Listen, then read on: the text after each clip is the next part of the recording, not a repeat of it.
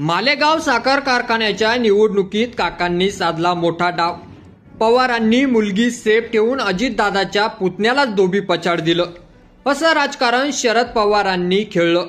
मालेगाव साखर कारखान्याच्या निवडणुकीत खरी लढत अजित पवारांचे नीलकंठेश्वर पॅनल आणि चंद्रराव तावरे यांचे सहकारी बचाव पॅनल यांच्यातच झाली।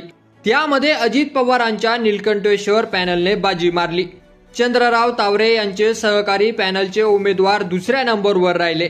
पण यात सगळ्यात मोठा दारुण पराभव मात्र खासदार शरद पवार यांचा झाला, कारण त्यांनी बळीराजा पॅनल उभे करून अजित पवार आणि चंद्रराव तावरे यांना आव्हान द्यायचा प्रयत्न केला होता। अर्थात हा प्रयत्न करताना देखील शरद पवारांनी तो सरळ पद्धतीने केला नाही, तर तिथेही एक वेगळाच डाव खेळला। बळीराजा पॅनलचे नेतृत्व त्यांनी खासदार सुप्रिया सुळे यांच्याकडे सोपवले नाही, तर ते बारामती विधानसभा निवडणुकीत पडलेले उमेदवार युगेंद्र पवार यांच्याकडे दिले।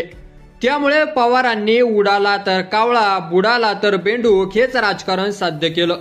आपली कन्या सुप्रिया सुळे हिच्या कुठल्याही निवडणुकीतल्या प्रभावाचा ठपका बसू नये यासाठी पवारांनी अजित पवारांच्या सख्या पुतण्यालाच म्हणजे श्रीनिवास पवार यांचा मुलगा युगेंद्र पवार याला बळीराजा पॅनलचे प्रमुख केले।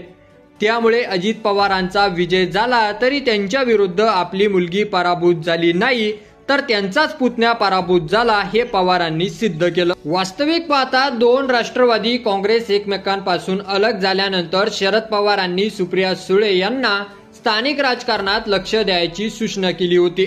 याचा अर्थ साखर कारखाने आणि अन्य सहकारी संस्थांच्या निवडणुकांमध्ये सुप्रिया सुळे स्वतः लक्ष घालणार असे त्यावेळी पवारांनी सूचित केले होते।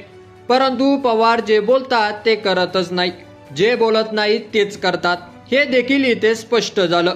त्यांनी मालेगावच्या निवडणुकीच्या थेट जबाबदारीतून सुप्रिया सुळे यांना अलग बाजूला ठेवले।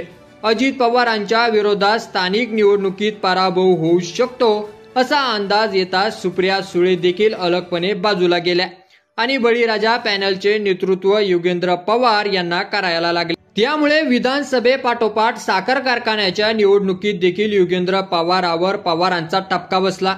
या आधीच्या निवडणुकीमध्ये जे कोणी पवार पराभूत झाले ते सगळे शरद पवारांचे सख्खे नातेवाईक नाहीत, तर ते अजित पवारांचे सख्खे नातेवाईक आहेत। अजित पवारांचा मुलगा पार्थ पवारांचा मावळ लोकसभा मतदारसंघातून पराभव झाला होता। सुनेत्रा पवार बारामतीतून हरल्या, त्या पाठोपाठ विधानसभेत युगेंद्र पवार हरला आणि आता मालेगावच्या निवडणुकीतही त्याचाच पराभव झाला। काकांनी डाव साधून मुलगी सेफ ठेवली आणि अजितदादांनी त्यांचाच पुतण्याला धोबी पछाड दिला, तर असा हा डाव शरद पवारांनी अजितदादांसोबत खेळला की यावर तुमचं मत आपल्या कमेंट बॉक्समध्ये लिहायला अजिबात विसरू नका।